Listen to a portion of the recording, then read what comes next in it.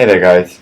So for this week I wanted to discuss something that is very common amongst people with eating disorders, and this is a stance on veganism and vegetarianism. And a lot of you have messaged me saying that you are switching to vegetarianism or veganism because you feel a lot more comfortable with the types of foods that you're eating. Well, this can be true to a very limited sense actually, and the reason for this is because just because you are switching to more plant-based materials, it doesn't mean that you can't have a balanced diet. In fact, you need to have a balanced diet, and people who are vegan and don't have eating disorders, they get their fats, their proteins, all of these kind of things from other sources.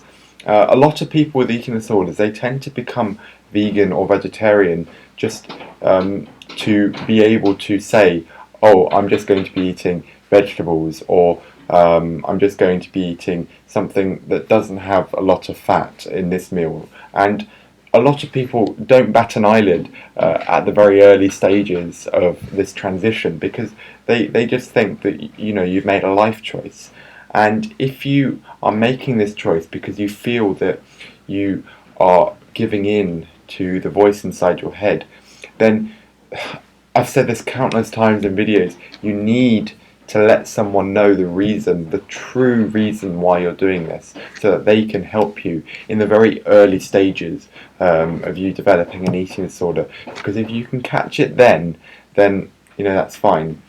However, if you have been a vegetarian, a vegan all your life, or in fact you are switching for true reasons other than for the eating disorder, then that's fine. You just have to be able to be aware of the things that you need to have in your diet to compensate for the lack of fat that you may be consuming in just vegetables. And this includes things like having oils in your meals, or having things like nuts because they contain the fats, the proteins, that kind of thing. You can't just use this as an excuse to just eat plants. And I was in Rhodes Farm, and vegetarian and veganism isn't allowed there. I don't know what it's like now, but they made everyone eat white meat. No one was forced to eat red meat. You could eat red meat if you wanted to, and you could request it. But yeah, everyone had the same thing. I know this made a lot of people upset because there were some people who had been vegetarians all their lives, and they had to make this drastic change, which in addition to the eating disorder, just made everything a bit too much. Now, when I went to the Priory, there was a lot more flexibility, and this is one of the things I really do agree with the Priory's program rather than Rhodes Farm program, because they do allow for this flexibility if you are truly vegetarian or vegan. And what happened there was something very different, and something a lot of people who were vegetarian and vegan weren't accustomed to, and that was that their vegetarian meals had a lot of were balanced. You would see that their jacket potato, whether it would be covered in ratatouille, anything like that, would have cheese on top of it because they needed to have the protein, the fat, and that kind of thing. Or they would have a tart, and a lot of people with eating disorders are scared of pastry, but if you are truly vegetarian or vegan, then you have to comply with these kinds of meals.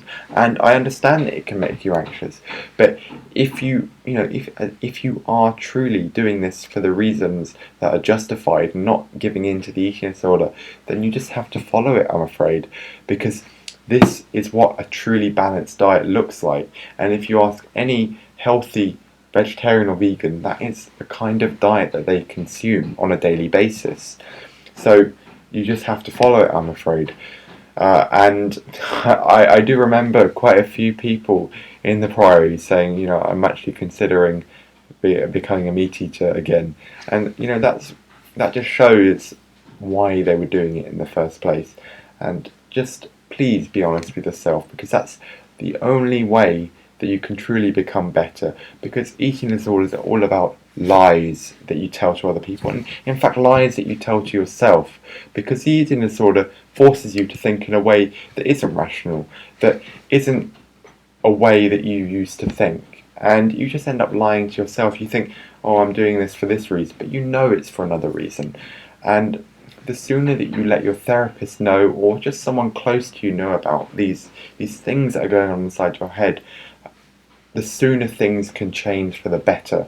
So, I mean, this was a very brief overview on my 2 cents on the vegetarian vegan thing in eating disorders, and I know there is a lot more to it, but I hope this sort of touches the surface for you to start making changes if you feel that you need to, whether it be to go back to meat because you do want it, or to start heading towards a more balanced diet.